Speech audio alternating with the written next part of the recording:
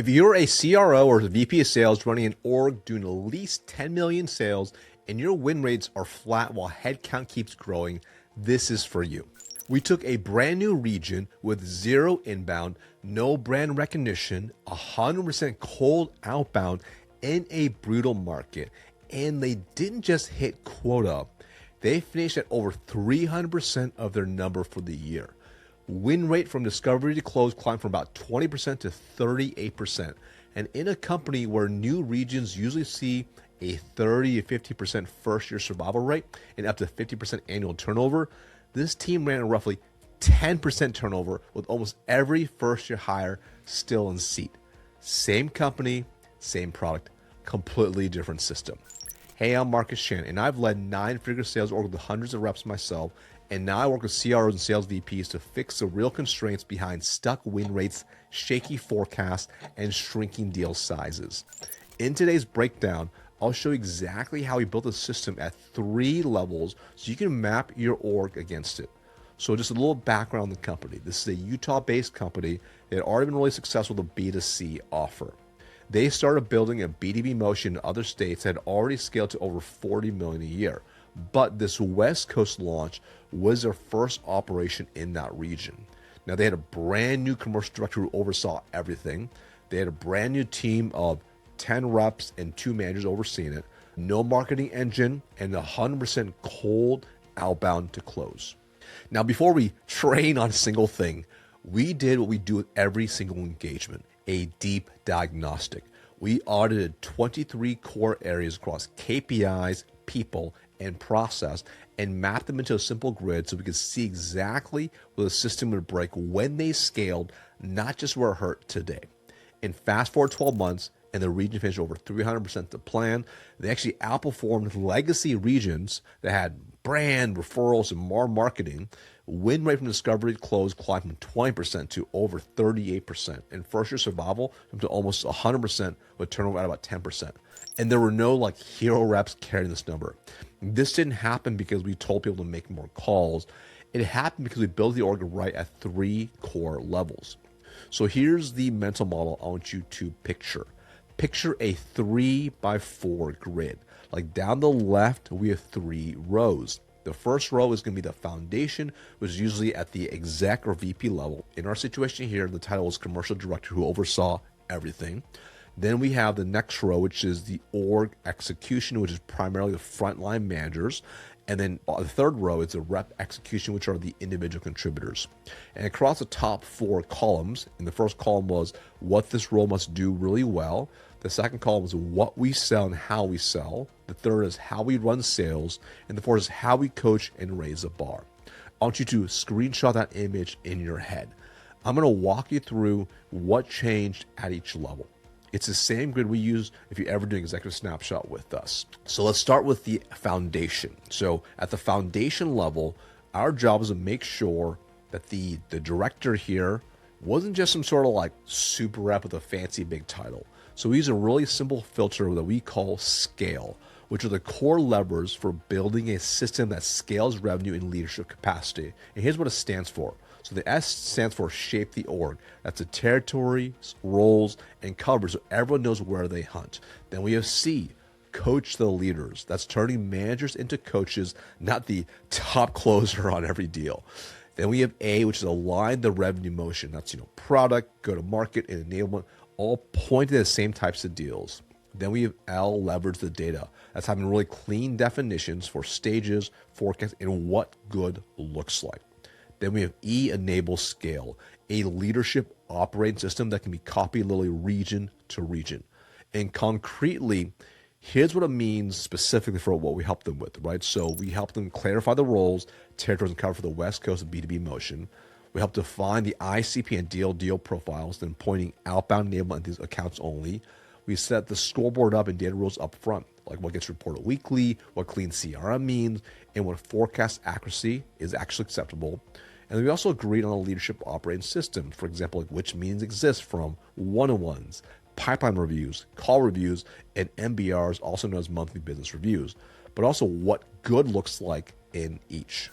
So once the foundation was set, we moved to the most underused leverage point in almost every org, which is at level 2, the frontline managers. Now, most managers are just highly paid super reps. We refuse to let that happen here. So we use C.H.A.R.G.E as the acronym, and we force it into how they spent their week. So C is coach for impact, which is, develop skill and confidence in real deals. We install weekly one-on-ones with a standard agenda. Every one-on-one covered results, pipeline by stage, live deal strategy, and call reviews with simple scorecard. No more, how's it going, chats? Coaching means leaving with a sharper rep and a better deal. H is hire for excellence. So being able to bring in coachable, high potential talent. So we help rewrite the hiring profile around coachability, grit, and pattern matching the top performers. Managers use structured interview scorecards and shadow days. So we stop hiring lone wolf heroes and start hiring people who could thrive in this system.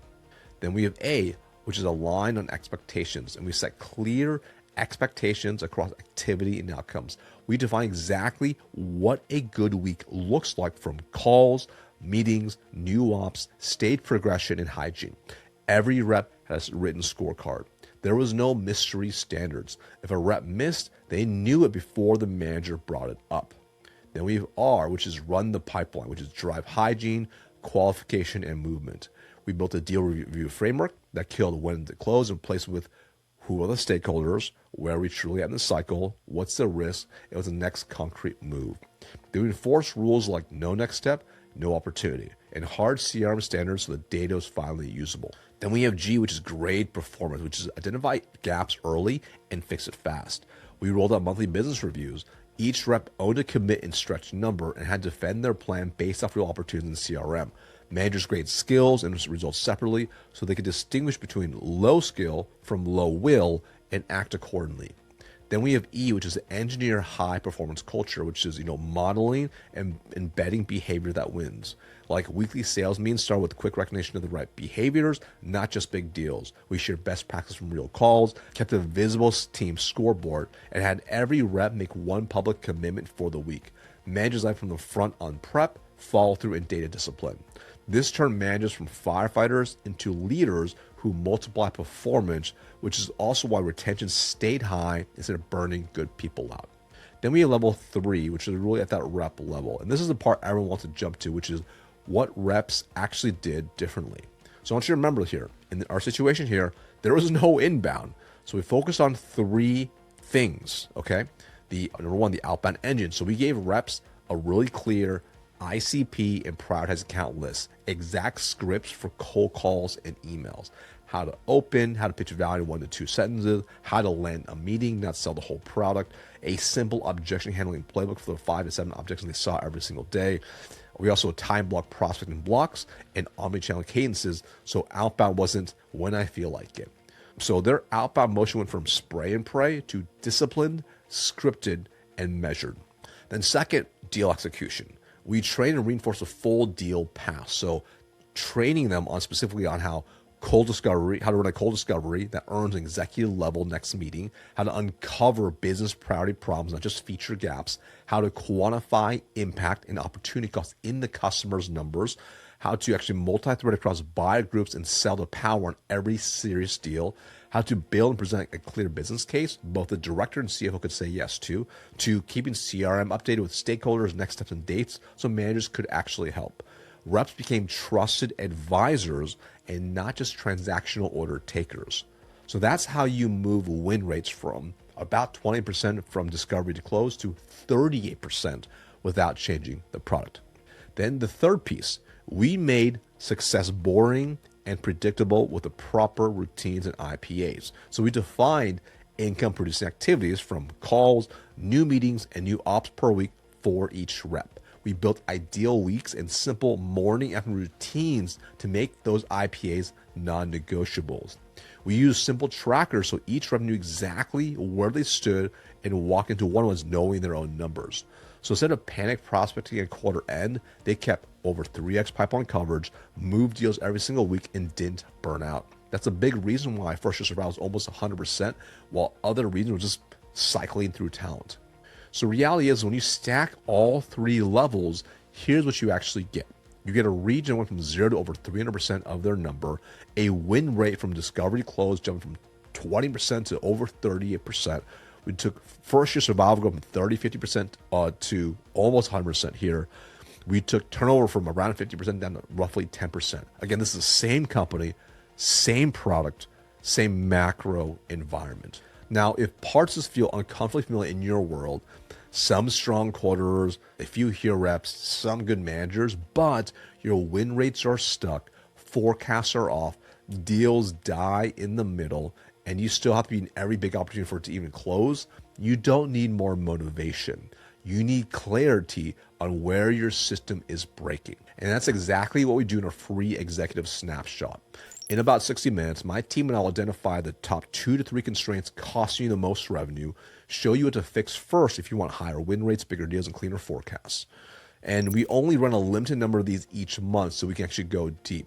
So if it makes sense to work together, after that, we can talk about that. If not, you'll still leave with more clarity than 90% of sales leaders have right now. Either way, you win.